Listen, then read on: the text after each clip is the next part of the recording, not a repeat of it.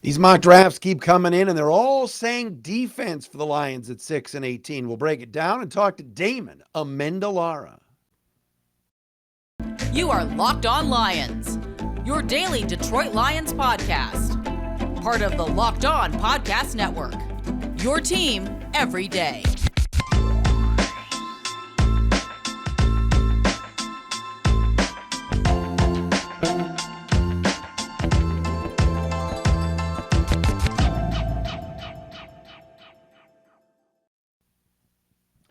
What's good, everybody? Matt Dery with you. It's Locked On Lions on the Locked On Podcast Network on a Wednesday, February 15th and a Thursday, February 16th. Thanks for listening. Thanks for making this your first listen, checking us out wherever you get your podcasts. DA, Damon Amendolara, morning show host at CBS Sports Radio, 6 to 10 a.m. each and every day, is going to join me momentarily here on the show, talk a little Lions football with Damon, the draft, where he thinks the Lions sit right now in the hierarchy of the NFC, and so much more coming up momentarily here on the program. Today's episode is brought to you by Ultimate Football GM. Ever dreamed of becoming an NFL general manager, managing your own football franchise? Then this game is definitely for you. To download it, just visit ultimate-gm.com or look it up on the app stores. Our listeners get a 100% free boost to their franchise when using the promo code LOCKEDON in all caps in the game. Follow us on Twitter at Dery Speaks, Dery Speaks on Twitter. The Matt Dery Facebook fan page, at Locked On Lions on Twitter. And of course, for those of you watching on the Locked On Lions YouTube channel, thank you for subscribing, checking us out each and every day. Excited to have Damon Amendolara coming up momentarily on the show. I like listening to his show in the morning. I think it's really, really good. Sirius XM channel 158, the Odyssey app and everything else. They do a fun show himself.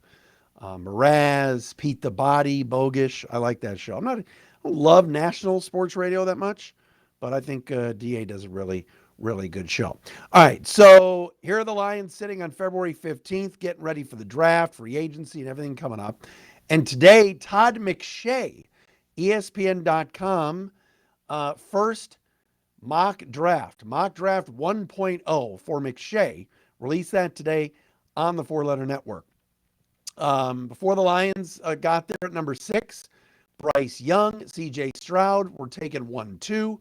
And then 3, 4, 5, Will Anderson, Jalen Carter, and Tyree Wilson from Texas Tech. Some people have mocked the Lions at 6. So McShay takes Myles Murphy, edge from Clemson, as the Lions pick at number 6. He writes, quote, "I think Detroit sticks with Jared Goff and uses this pick on a porous defensive unit. I considered a cornerback, but Murphy has much higher grade than my cornerback 1, and the defense needs support at multiple positions. He couldn't stop anyone last season, allowing a league-high 6.2 yards per play. Adding Murphy's speed off the edge to a group that already includes Aiden Hutchinson and James Houston immediately moves the defense forward. Something else to watch for here. I wouldn't be surprised if Detroit slides down the board, picking up additional draft capital from a team looking to nab a quarterback. Lions already have a second first-rounder, too."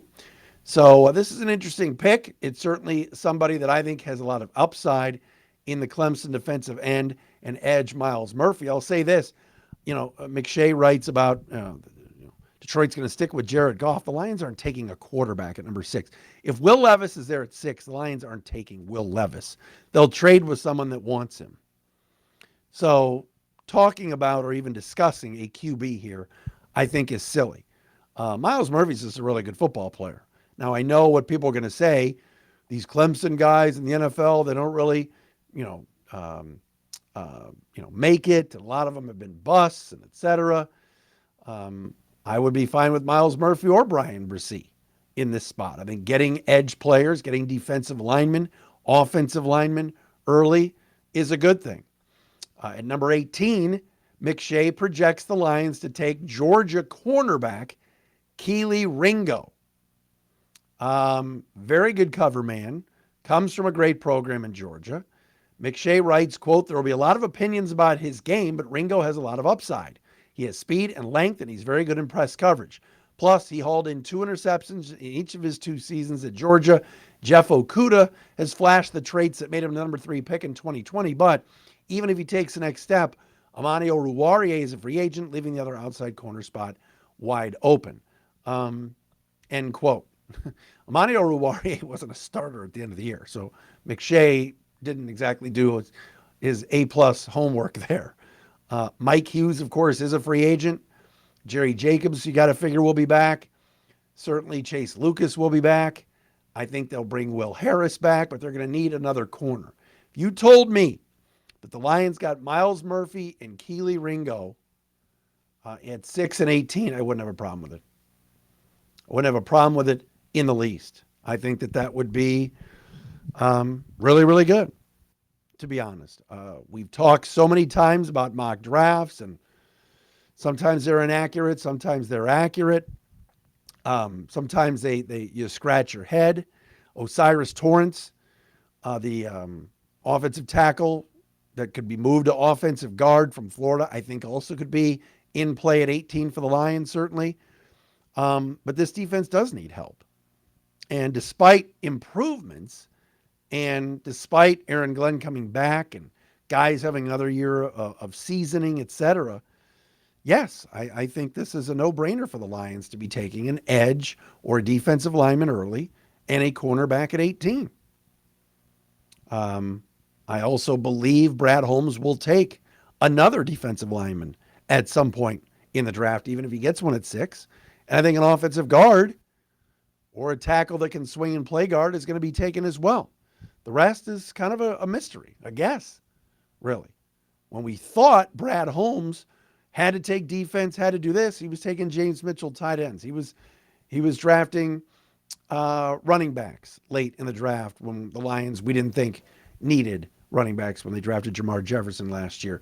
James Houston was a surprise last year after they'd already taken Aiden Hutchinson and Josh Pascal. And look at how that turned out for the Lions. Turned out very well. So, but early on, 6 and 18, if they go with defense, I'm good with it. All right, DA, Damon Amendolara, is coming up next. Today's episode is brought to you by Ultimate Football GM.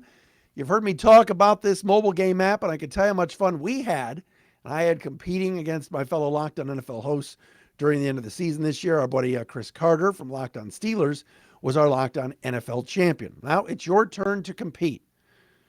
Ever dreamed of becoming an NFL GM? You manage your own team, lead your team to glory. You can do that at Ultimate Football GM. You hire the right coaches and coordinators. That's up to you. You trade players. You navigate your franchise through free agency and the draft. It starts right now.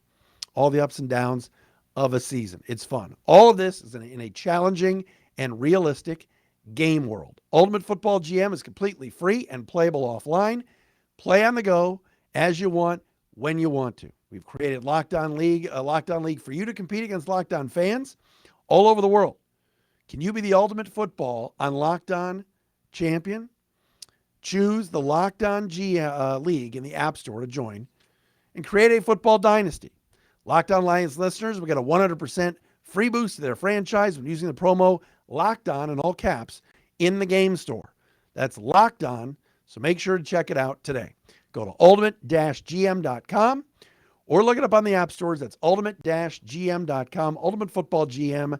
Start your dynasty today.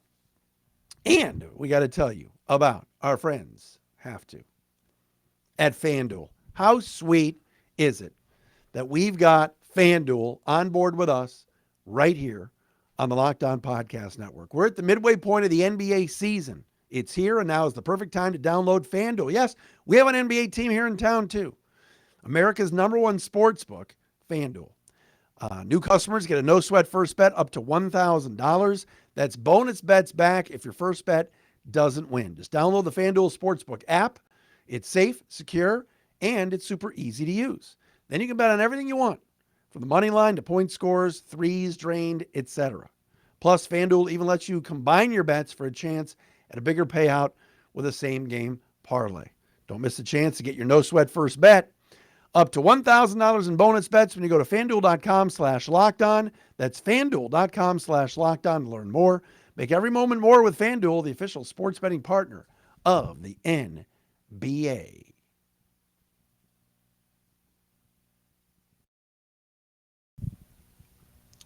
Always fun to join in with this guy. I listen to him every single morning on CBS Sports Radio, Sirius XM, channel 158. Damon Amendolara, DA on CBS Sports Radio, mornings from 6 to 10. Our guest today here on the podcast. What's up, Damon? What's up, man? How we doing? Good to see you, brother. How you been? I'm good. Good to see you, too. I'm good.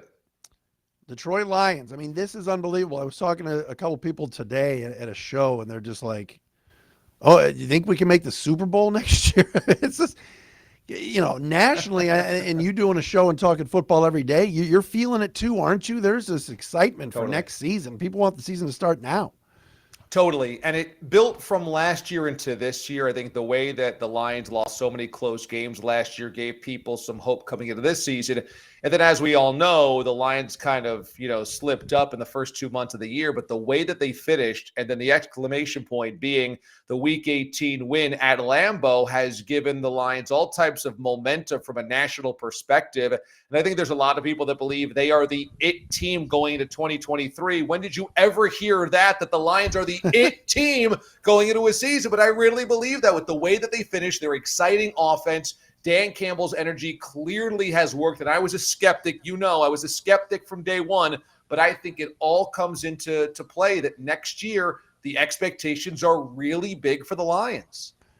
I'm on this kick right now. Kansas City obviously is going to open up the season as Super Bowl champs on that Thursday night. They could play the Bengals. They could play the Bills. They could even play Philly again. But the Lions are on the schedule for a home game. Let's do this, DA. Let's get Lions, Chiefs I love it. in the catbird seat. What do you think? I love it. This could be like the 54-51 Rams and Chiefs duel back in 2018. Offenses all over the place, throw it deep, touchdowns. I mean, the Lions are going to be fun. And what's amazing is that not only is there big expectations on them, but I think that they will make for great prime time television. So don't be surprised to see the Lions playing some big games. Now, I would not expect them to play that season opener. Like you said, there's 3 other pretty mega matchups that the NFL could put in there. But I'd love to see it. Lions and Chiefs, no matter where that is on the schedule, I think it's going to be one of the really cool, fun games of the season. When you look at the kind of the landscape of the NFC right now, and like I said, we were joking about Lions fans and Super Bowl, but like you said, the bar's been raised, and the NFC's only getting weaker with Tom Brady leaving, Aaron Rodgers maybe leaving. I think the Eagles are the best team. There's going to be massive lost both of their decisions to make from a free standpoint. But we know Jalen Hurts comes back in his prime. We know that they got 2 excellent wide receivers coming back in their prime. They've got a great offensive line coming back largely intact as well. They've got depth at running back, even if they lose some free agency, and they've got another good set of draft picks to go through, and Howard Roseman's done a great job building the roster. So I think the Eagles are still the bar in the NFC. After that, though, it's hard to say. I'll never believe in the Cowboys. Cowboys could be one of the more talented teams of the NFC. I don't buy on the Cowboys. Giants could be better, should be better if they help develop some of their wide receiver needs and offensive line needs, so they could take a step forward. But again, they're not the second best team of the NFC. Buccaneers will come down. I even think if Aaron Rodgers stays in Green Bay, it's a real question mark about what the Packers are, considering what a whimper they were this year and how they ended. The Vikings, I thought it was fool's gold last year. I mean, again, they'll be a pseudo-talented team, but are they the second best team of the NFC? Rams are coming down. I mean, it's kind of hard to say who you would peg as the next best team after the Eagles. It might be the Eagles, and then it's who's ever race to try to get to that number 2 seed. Damon Amendolara with us, DA Show, CBS Sports Radio, mornings from 6 to 10. What about Jared Goff and the year that he had? And, Colin Cowherd the other day had him in his top 10 in terms of NFL quarterbacks right now. Can he do this again in 2023? And what'd you think of him running that Lions offense this year? It was really impressive, and I, like most people, doubted him every step of the way. What we saw in LA was a quarterback that in the perfect system could make some throws, but in the biggest spot wilted in that Super Bowl. And it oftentimes felt like that Rams offense knew, and the coaching staff knew, yeah, this is good, but we can be great. And that's why they made the trade for Matthew Stafford. Now, it paid dividends, but to be honest, after Stafford's Super Bowl season, in which he was very good, But last year's Jared Goff season, in which he was very good, Matthew Stafford for Jared Goff doesn't feel like that huge of an upgrade anymore. I think what we saw from Goff last year is his ceiling, which I think is just outside the top 10. However, for the Lions to not have to continue to search through the darkness for the guy would be huge because, as we know, there's other places they can spend those draft picks and try to build a roster. And if quarterback's not a need right now, that's a huge benefit to them. And I think that it goes back to when Dan Campbell called out Jared Goff 2 years ago and said, we need more out of everybody, including our quarterback. It rarely happens that way, that a veteran QB gets called out by a young coach. But Campbell did it, and I think Goff responded. And last year, I don't think anybody in that Detroit locker room didn't feel like they could win with Jared Goff and maybe because of Jared Goff. So I'm super impressed. I did not think I'd be talking about the Lions wanting to run it back with Goff this year during the season, but that's where we are right now. Do you overrate kind of week 18? People say, all right, they win on Sunday Night Football. They knock the Packers out of the playoffs. Great momentum into next season. Is that something that you think is overrated? Do you think or do you take some cachet into that or put some cachet into that thinking they can kind of maneuver into next year and use some momentum from that week 18 game that everybody got to watch? I think there's something real there. Now, it's not like you play week 18 and then that carries over directly into week 1, that all these guys are juiced. Oh, yeah, remember the Packer game. But I think there's elements to that's undeniably positive that carry over to the next season. Number one, the Lions were going to play their hearts out in that game, no matter if they were eliminated before the game or not. And that suggests that the message from the coach gets to the locker room and it's real, it's authentic, and it works. And so that was a big sign that if there was nothing on the table, would the Lions still ball out? And the fact that they did mean they've got complete buy-in from Dan Campbell. Secondly, they went on the road against a division foe that was supposed to be the second best team in the division all season long and came into the season thinking they were the best team in the division. And as poor as Aaron Rodgers played in that game and as up and down as the Packers season was, Green Bay was on a run in that spot in the final month and a half of the season. So the Lions were able to meet that talent and meet them on the road in a game where the motivation should have been all on the Packers. So that suggests that talent-wise, there wasn't a big discrepancy between the Packers and the Lions either. I think thirdly, you've got to play in those games to know how to win those games. Tony Dungy talked about this last year, and I thought it was so smart. He said, when I was with the Buccaneers and we were eliminated late in the regular season, I said, we're playing every game like it's our playoffs because at some point we're going to be playing in games for the postseason, and we need to know what it's like to win, even if it doesn't count towards our postseason chances. I think the Lions got that last year. That win against the Packers felt like a playoff game, certainly for the Packers, and now the Lions can derive something from that and bring it into next season when, hopefully for them, in mid-December, there's a game against an NFC foe, and you need it to make the playoffs or to stay in the playoff race. So I think there's some real tangible things you take away from the Week 18 win that carry into next season. What's your philosophy on free agency? 2 years in, GM Brad Holmes has played it very, very close to the vest. It's been very quiet. It's been very one-year dealish and conservative. Now, Levante David will be out there. Should they trade for Jalen Ramsey? Should they pay Jamel Dean or one of these cornerbacks that's going to cost some money? How do you kind of look at the philosophy of what the Lions should be doing? Do they spend all this money or do they keep doing what they've been doing, which is conservative and maybe build through the draft? I know the proof is in the pudding in Los Angeles, where you can spend a bunch of draft collateral to trade for big ticket items and win a Super Bowl. But I hate that philosophy. And we're seeing what happens when you pay the piper in LA, where you completely fall off a cliff, especially when you've invested in older guys like Matthew Stafford and see the injuries kind of riddle that team. I much prefer the way that the Lions are building or other teams build, where you draft significant parts of your nucleus, almost all of your nucleus, through the draft, and then you have this group of guys, and then you pick your spots in free agency instead of kind of going out there and trying to outspend everybody. Rarely, if ever, works. And you look at both the Chiefs and the Eagles. 75% of those championship rosters are built through the draft. And then you pick your spot. The Eagles did that, obviously, with A.J. Brown. You pick your spot. I need a number one wide receiver. There's a guy, I trade a first for him.